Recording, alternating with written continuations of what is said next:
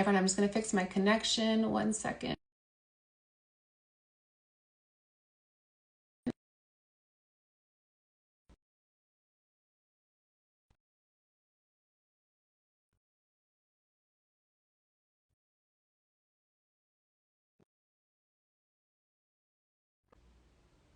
Okay, I'm back. That should be better. Sorry about that, everybody. A minor technical difficulty.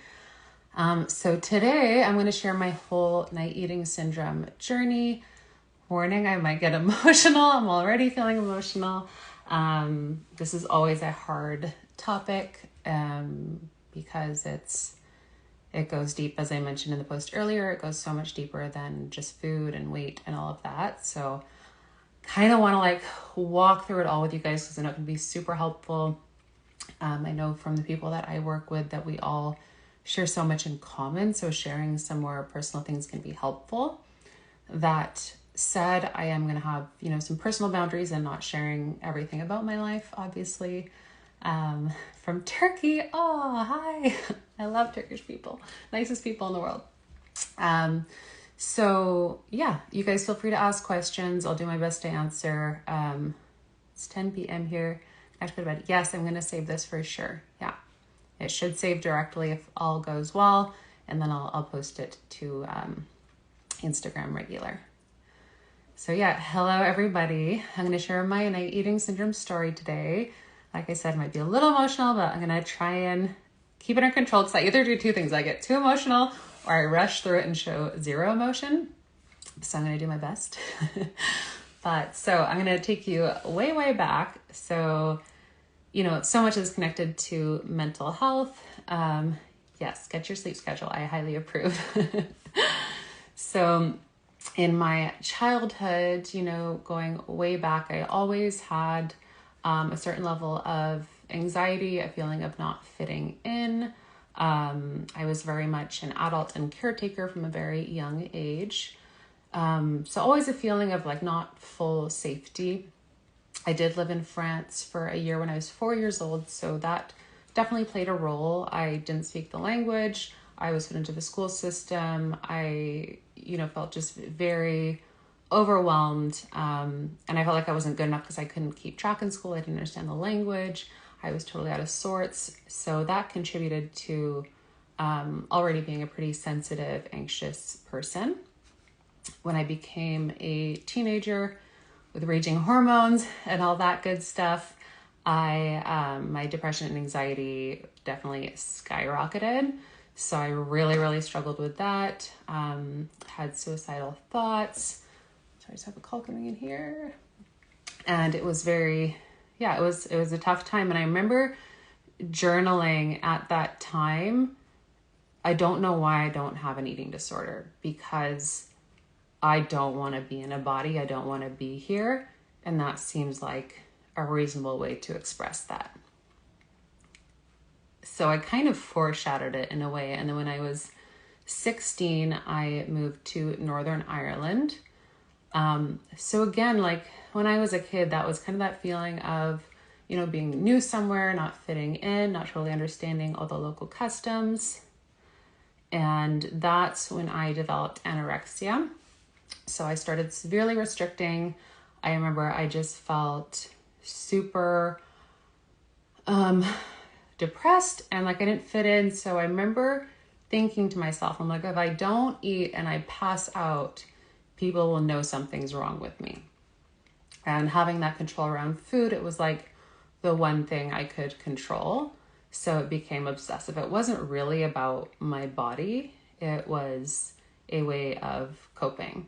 And it kind of went from there. And I remember it just went from being this like subtle thing to all of a sudden if someone was like, hey, do you want to go get a snack or candy or something, like breaking out into hot sweats. Like it became such a emotional thing that really took over my life.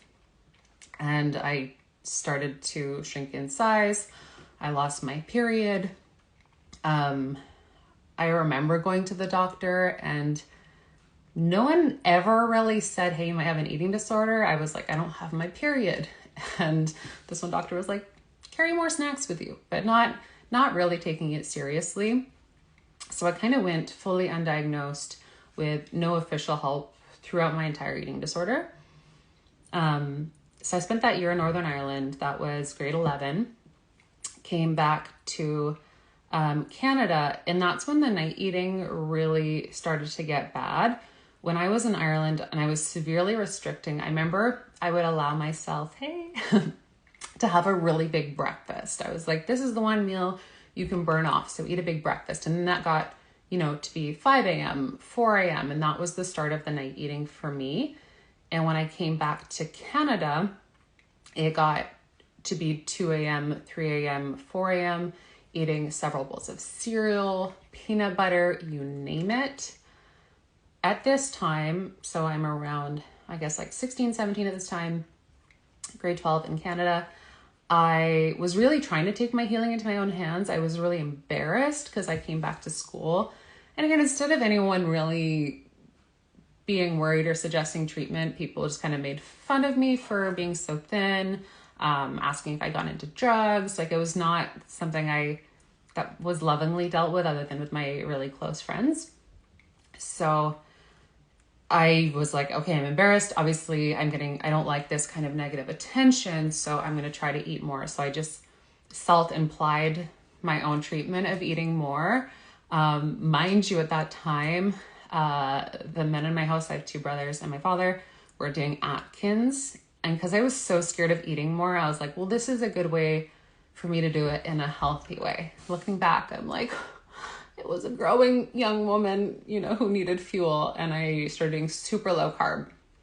And like many people, when they start recovering from an eating disorder, my appetite was insane. So I would just eat tons of high fat foods, like bowls of ground beef, Costco sized things of nuts, and I put on the weight. So to the outside eye, I looked recovered, but I was having, really bad night eating syndromes, nights of eating several bowls of cereal, peanut butter, whatever I could find in the house.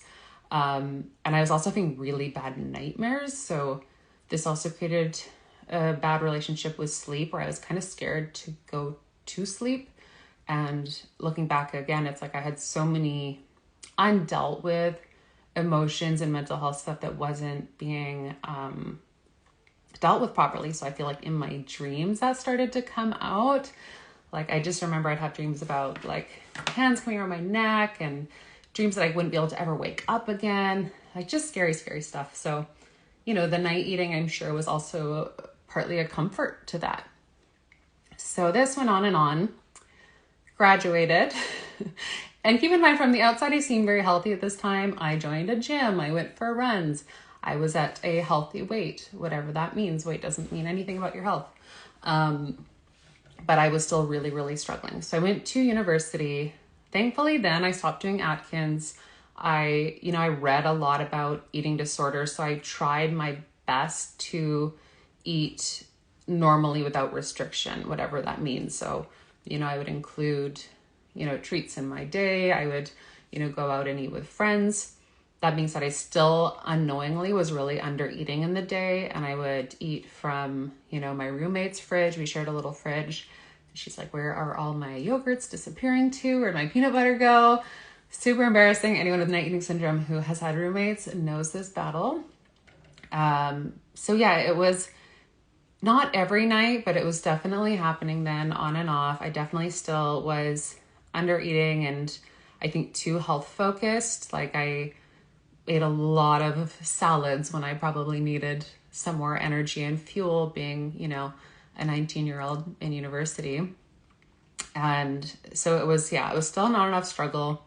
Mentally, I'd say I was doing better because I was really making that effort to take that emotion away from food. I actually got really into food, was reading like food books, got super into cooking, and made my relationship with food actually quite good and healthy, which I'm grateful for to this day. But still no conception of how to eat enough and fuel properly. And I mean, at this point in my career, in my life, I realized a lot of people don't. A lot of people underestimate how much they need to eat. And how could you not? We are inundated with diet culture, 1,200 calorie diets, all that fun stuff. So it's really hard to know how much to eat and what that looks like, and honor your body. So after first year of university, I went to Paris for a year.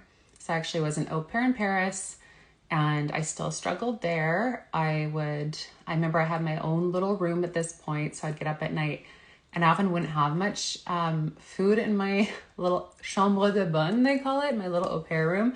So I'd eat like cubes of sugar, like whatever I could find to make oatmeal at 3 a.m.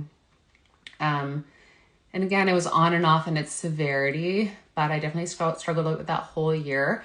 The time it was actually the most under control was near the end of that year. I was like, I'm going to eat all the French food.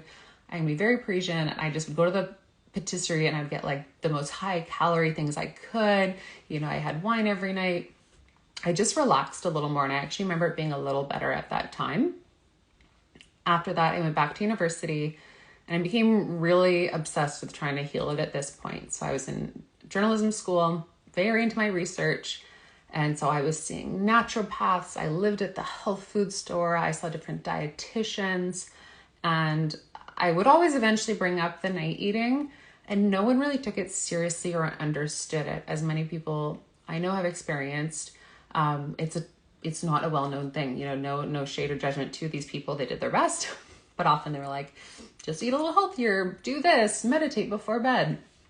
Obviously that didn't solve it. Again, I was eating my roommate's food, super embarrassing. And it would go into various levels of how bad and how extreme it was. In my last year of university, I did an internship in Vancouver. And I met my ex-husband who was extremely abusive. So that definitely didn't help. I had a 4-year relationship with him then. And that for me actually triggered orthorexia. Again, this is not diagnosed. I never saw a specialist for this, but I had an extreme obsession with healthy food. And I was very, very thin at this point. It was the one thing I could control. So I got really into all the health food blogs, again, lived at the health food store. To the outside eye in person, I was the healthiest person in the world. Meanwhile, the night eating was on and off that whole time. And being in this relationship, I was constantly walking on eggshells. I had a very dysregulated nervous system. And yeah, those were very challenging, dark years, which definitely didn't help my relationship with my body. Luckily, that relationship did end. Thank God. And in 2013, I kind of like fled the country almost. I moved out of my apartment with this person and went to Europe. And I say this was kind of like my year of rebellion. Night eating again on and off at this time.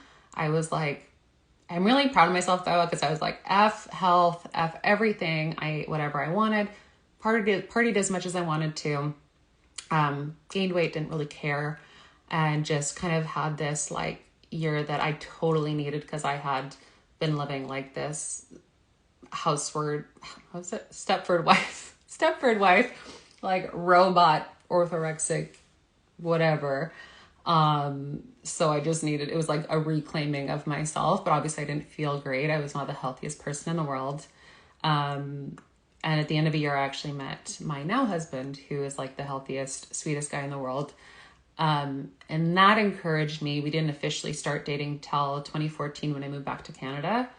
And that was for the first time in my life. I was like, okay, I want to be healthy for the right reasons. Like, I don't care what my weight is. I don't care what I look like. I don't want to feel like I'm waking up in a fog every day. I was getting really used to being hungover, and just not my best self. And I was like, if I'm going to be with this guy, be the best person I can be, like, I got to step up my game. So I just started eating healthier. I was working in TV at this time, so my hours were a little all over. Night eating again on and off, but I was learning how to better fuel my body. I started learning about macros, how to balance my food, how to eat more protein. I did, short little workouts at the gym and started feeling a lot better. And then eating improved at this time. But again, never fully went away. So as you can see, this is a theme. Like it kind of came and went, obviously better when I was in a really good place mentally, and being healthy, but it was such a long-term habit. You know, at this point I'd had it for over 10 years. It was hard to break. And then I got really into bodybuilding. And that was super cool at first because the first thing I did was bulk. And when you bulk, you're eating a ton of calories. So I would still struggle a little with the night eating, but less so. And I started making connections where I was like, okay, this is a blood sugar thing. I know that this is something I can work with. So I'd experiment with these like nighttime puddings full of like flax and fiber, and would work half the time and once in a while it wouldn't, but I was getting more of a grip on it. And if I did wake up, it was a very mild snack. So this continued for a long time where through my whole bodybuilding era, like I no longer binge during the night because I had such a good idea of what my body needed. I knew how to eat enough. Obviously, the cuts for competing were probably the worst thing I could do hormonally, and for someone who had a previous eating disorder. But I got through them somehow. I definitely never got as lean as I was supposed to, never felt good because I would still have night eating, which obviously was triggered during a cut. You're not going to recover from night eating if you are restricting or in a caloric deficit. So, learned a lot about it, was better balancing my blood sugar, but still struggled with it. In 2019, did I sleep during the day at the time I had night eating? Not really. I've always been a terrible napper. So, I mean, like, I feel like so much of my life, I just pushed through the day, you know, and over caffeinated and like pushed through workouts. And no wonder I was so burnt out for so long. So no, not really. Might have helped if I had, hard to say because you want to keep your circadian rhythm going too. But if you're gonna nap, take 15 minutes naps. I still do that to this day because power naps are amazing and now I can't do them. So 2019, I did my last bodybuilding show and I felt like my body was off. I see pictures from that show. I definitely wasn't as lean as they wanted me to be. Mind you, I was very lean for a normal person. But I was really struggling with the night eating. My hormones were so off. I was like moody all the time. My blood sugar felt out of whack. I was getting a lot of hormonal breakouts around the jaw. I thought this could be one of the reasons. I mean, it can contribute. Definitely try and keep those naps short. That shouldn't be a problem. But if you're sleeping too much in the day, it's going to be harder to get back on track with your circadian rhythm. So yeah, I was just a hot mess. I could tell. And it was one of those annoying things where if you've ever had hormonal imbalances, like traditional blood tests and doctors will be like, you're fine. Nothing's showing up. You look healthy. Levels are in the normalish range. It's okay. But I was like, this is not okay. And my night eating was like raging. I was up more times during the night. And I was like, this is something so off. How did hormonal birth control affect this as well? That's interesting. So I was on birth control until I went to university and then I went off. Birth control is not great for your hormones, but it wasn't the game changer with my recovery. So I always recommend if you can, not use hormonal birth control. Just for hormonal sake, it's the best, but for night eating, it wasn't the be all end all. I should also add that one thing that did make a difference in my university days, I did actually go off gluten for a period of time, and I realized that I had an intolerance, and that was a contributor, but this isn't for everybody. So 2019, hormones are a shit show. Night eating was really bad. Traditional doctors not noticing what was wrong. Luckily, I had some really good coaches on my side. I saw a naturopath. Through my own reading, I was close to the pre-diabetic range, if not in it. I started doing blood sugar prick tests in the morning, and they were insanely high. And I was like, okay, like I knew something was wrong there. And then when I did my blood tests, my insulin levels were flagged. Again, it took a naturopath to be like, okay, yeah, like that's something we need to work on. My thyroid was in the low range. So I started doing some supplements with her. these kind of doctors are very expensive. So I know a lot of people can't afford to do this, and I could only afford a couple sessions. So I had to take a lot of it in my own hands as well. So I really focused on the nutritional end of things, read a ton of books. So during this time, I cut out coffee.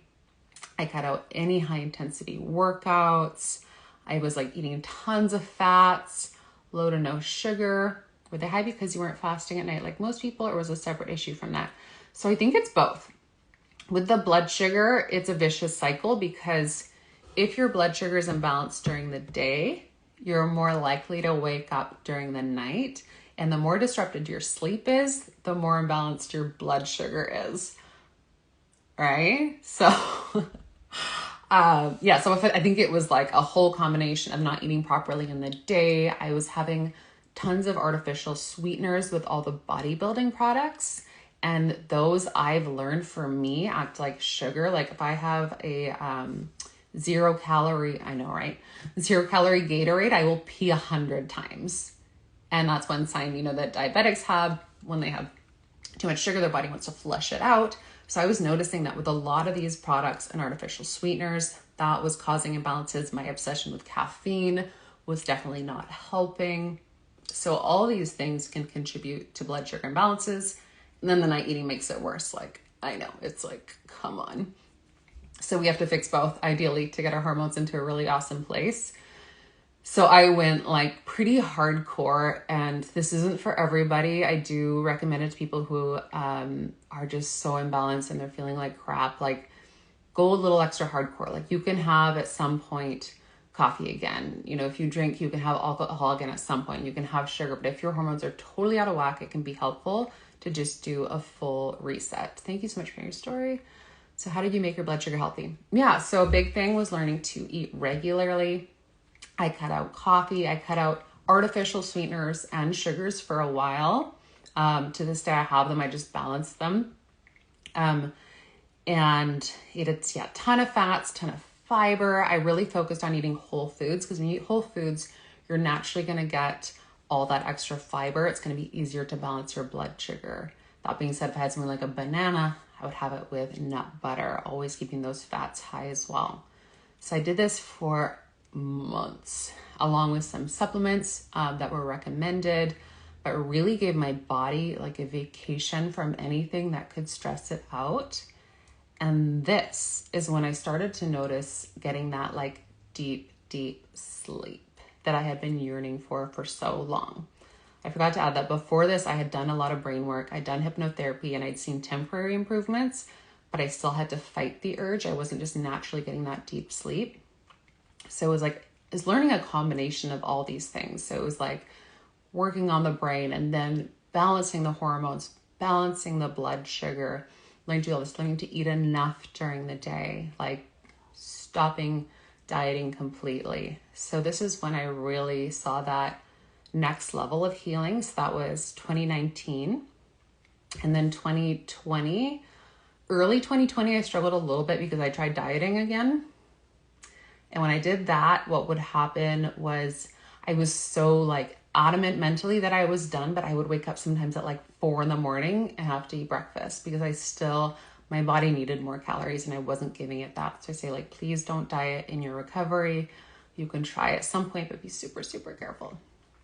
2020 reached full recovery to me. Like I would still have the odd bad night if I had under-eaten, if it was right before my period and I didn't realize I should be eating more, but I was having months at a time of deep sleep where I didn't even have to fight the urge.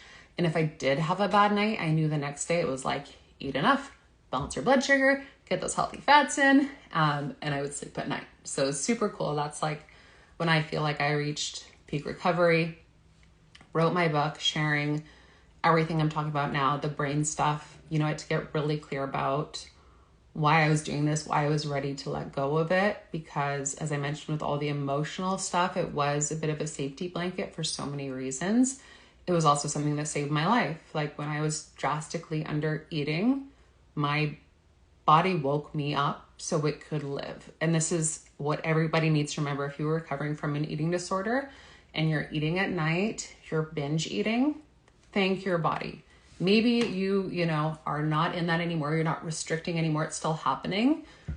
Thank your body. It is doing its damnedest to keep you alive, and it doesn't know it's safe now. So you have to do everything you can so that your body knows it's safe. And that means taking care of yourself, not doing these crazy workouts, eating enough, nourishing, balancing those hormones so your nervous system, your body, your blood sugar, it can all come together and know like, okay, I don't need to do this anymore. I'm allowed to rest. And I had this for over 15 years. I didn't know if that was possible. But when I started getting that deep sleep, and it's a combination of all these things, you know, being in a healthier relationship, getting my nutrition down, getting my hormones more balanced. As an athlete, I always struggle with performance. There's so much toxic things out there. I can't believe it. Thank you so much. Yeah. So yeah, you're saying that as an athlete, it's really hard and there's so much toxic information out there. I agree. You know, in the fitness industry, I work with a lot of people in the fitness industry, and some, you know, even high profile people who on the outside would seem like the healthiest, happiest people in the world, who have everything tailored down. I work with so many successful perfectionists, I can't even begin to tell you. And this feels like this dark, shameful secret, but we live in this world. We don't promote eating enough. We don't talk about all these subtle hormonal imbalances. We act like fitness and health is a look and a weight and a body type. And that's why it's like this stuff is so toxic and harmful, because it's not the case. And it creates these major underlying issues like night eating syndrome, binge eating, because people need proper fuel. They need rest. They need balance. When you'd stop dieting, had you still tracked your calories or macros to eat enough? So I did for a while. And yeah, this is interesting. Special numbers of meals. I would say at least 3 meals and 2 snacks spread evenly throughout the day. So you have, think of this as your blood sugar. So it's like breakfast, snack, lunch, afternoon snack, dinner, and then you get to rest and digest. Often people in night eating syndrome, we do is skip breakfast, blood sugar drops, spikes with lunch, and we're doing this thing, and that affects you at night. You're going to spike at the wrong time. So we want to get that regular intake of food. Some people need or like more. When I'm before my period, I need more fuel. I will eat way more than that, and I don't judge it anymore. So I did do macros on and off through 2019, 2020, 2021 to make sure I was eating enough, to make sure I was eating a higher fat, getting enough calories. That was really important to me for a while. It did sometimes work against me though, because again, like before my period, I'd be like, well, this should be enough food, not thinking about the fact that I probably needed more fats. You know, I probably needed to indulge a little bit. So in the past, like 8 months or so, I've stopped tracking anything. Mind you, in a place where I can do that, I know what it looks like to eat enough. And I found that just listening to my body better, honoring it, again, not obsessing this time of the month, letting myself just eat without worrying about it is really helpful. And everyone's different. So I've had clients who are really stuck on macros, have been counting it forever. So we keep that going if they're comfortable with that. That way I can also look at their numbers. We can experiment a little bit. But a lot of people do well with the more intuitive eating because it takes away that emotional thing. They get to listen to their body more. It's more intuitive. It can be less stressful. And it can be scary too. Like the first time I actually tried intuitive eating in 2020 and I wasn't quite ready. So I did it for like a month. And guess what? I gained weight and I was upset and I went back on macros. I wish I didn't do that. I wish I just trusted the process, because it's normal when you start intuitive eating, you're going to naturally eat more. You're going to naturally crave a lot of the foods you were restricting.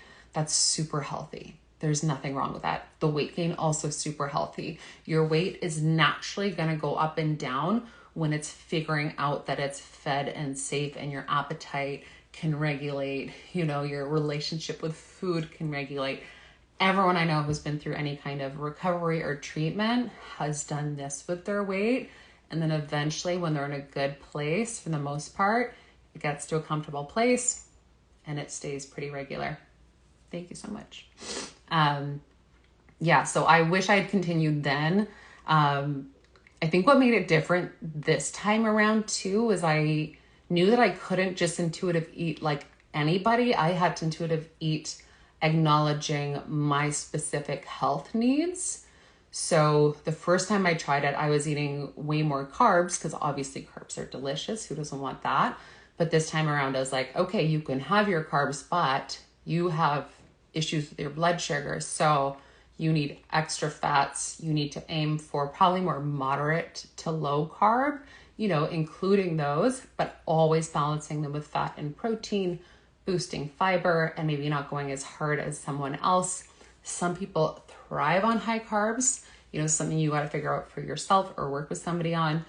I have learned that I have to keep them pretty moderate or I get these big spikes and dips. Like even last year, I shared this recently. I worked with a macro coach I found online because I was like, I'm gonna get jacked. I need help. Coaches need coaches. And I said to this person, I was like, I don't do well with artificial sweeteners. I don't do well with high carbs. And they were like, no. I can tell you're someone who will thrive on high carbs. So I instilled these macros, ate super high carbs, and my body went crazy. I held a ton of water. One day I had a high carb lunch. I went on a hill walk I do all the time. And at the top of the hill, I was shaking. I had to go pee in a bush because my body's like, get rid of all the excess sugar. And it was not pretty. So I learned, I was like, okay, there's some things I know about my body now that I just got to respect and trust and work with. So I will definitely not avoid carbs. I just use them in a smart way to keep my blood sugar balanced, which I talk about a ton here. So yeah, that's pretty much the story. So I went a little back and forth. I wrote a chart here and I didn't totally follow it. But 2020 wrote my book, was triggered only when dieting or before my period and not eating more. 2021, I feel like that's when I stepped into full freedom. I learned to eat more before my period. I stepped into intuitive eating. And then this year, so far great. One thing I've been doing lately, so usually I say, don't eat close to bed. Lately, what I've been doing around my period, again, when I'm hungry and I notice I haven't eaten enough, I will sit with a jar of peanut butter, make sure I'm getting enough calories in the day. If I haven't done that, I'm not perfect. Ideally want to boost that in the day. That's one thing I've been doing lately, just when I need it. But yeah, I feel like I'm fully recovered. I'll never go back if I have a bad night. I know how to get back on my feet like that. I also want to say, like, my life and health aren't perfect. I think we have this vision sometimes of recovery being like, that'll fix everything. I'll finally be happy with my body. I'll have a perfect relationship with food. Y'all, I'm not perfect. I went through crazy health issues in the past 2 years that were all stress and PTSD related. Without getting into too much detail, it was not pretty. I've been through a roller coaster. I feel like I'm on the other side now, but I still struggle with depression, anxiety. I now take medication. It's a lot better. It's still not perfect. I do my best every day, and some days I feel amazing in my body. Other days I don't. Some days I feel like I have the best relationship with food in the world. Other days I have negative thoughts that come up. The difference is now I can pause, I can step in and I can be like, that's not helpful. And I know better. Like my logical brain, that frontal cortex, that I talk about a lot with the brain behavior, that can step in front of my emotions and be like, okay, I see you emotions. Like I see what's coming up. I know why, I know your history, but the reality is you are healthy, you are safe, food is needed for nourishment. Let's get through this day and do our absolute best. So I hope that is helpful. I was going to be as honest with you guys as possible. Obviously, I didn't want to go too into detail about personal stuff, just out of respect to myself, but also triggering other people. But I kept that as real as possible. If you guys have any more questions, I'll hang out here for a few minutes. I'm happy to answer anything. If I didn't make anything clear enough, I'm happy to elaborate. Let me know in the comments. And I'm sorry if I talk too fast. I'm definitely working on that. All right, I don't see any more questions coming in, so thank you guys. Have a beautiful day. I will post this, so if any questions come up, feel free to add those to the comments or DM me. Don't miss, I have my blood sugar workshop coming up on February 15th. It's going to be so awesome. That was such a key game changer in my overall health and hormonal health. Yes, one day at a time. Thank you so much. Thank you. Thank you guys for being here. Thank you for appreciating it. It means a lot. Like I don't always love talking about it, but when this happens, it makes it all worth it. You know, I want us to all know we're not alone. Thank you so much. All the positive vibes and love to you too. Thank you. Thank you guys. Yeah, none of you are alone. There's nothing wrong. If you're struggling with this, there's nothing wrong with you. Again, you are probably an amazing human who struggled at one point. Your body fought to keep you alive. You will get through this one day at a time. No one is perfect. Definitely not me. I'm here for support and to constantly remind you that you're not alone. Workshop coming up. If you want to coach with me, I'm working now in 3-month programs, which is super great because we have more time together. Daily emails, phone calls, the works. If you can't work with me, check out my book. See you in the workshop. Check out my book. And even if you can't afford to work with me, book a free 15-minute call. I will give you as much love and help in that time as I can. I am here to support.